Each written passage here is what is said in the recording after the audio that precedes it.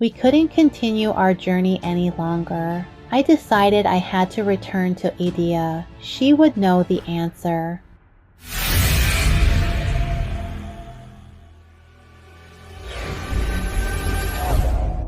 The world she showed me was more dazzling than I had ever imagined. The blue sky, the soft breeze, the gentle sunshine, it all seemed to caress my skin. But my joy was short-lived, and a deep sense of unease began to weigh on my heart. There was no way they would let me go so easily. As my journey with her continued, that doubt soon turned to certainty. I knew better than anyone the fate of those who survived the Colosseum.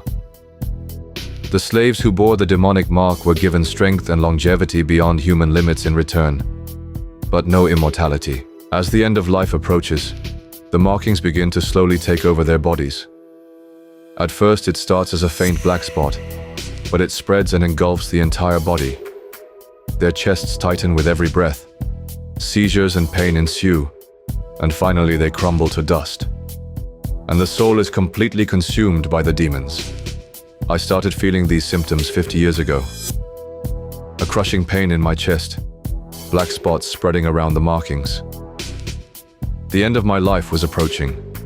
The farther I traveled from Blood Hollow, the more intense the pain in my chest grew. It was as if an invisible hand had grabbed my heart and crushed it. Was it because I had strayed from the source of my power?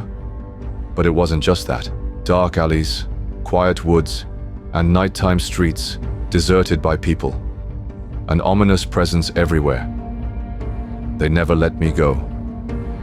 The demons came every night, testing me, and I slayed them silently in the shadows, unbeknownst to Angelica.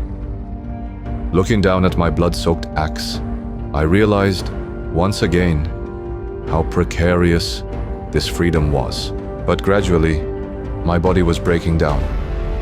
Even in battle, the pain in my chest grew deeper, and my limbs grew heavier. Every swing of my axe made me feel sluggish, as if I were in chains. Even as I slayed demons, I sensed that I was losing. As soon as I got home, I collapsed on the floor. The pain burned through my body. I struggled to breathe. I clamped my hand over my mouth, but an uncontrollable moan escaped. May Angelica not hear.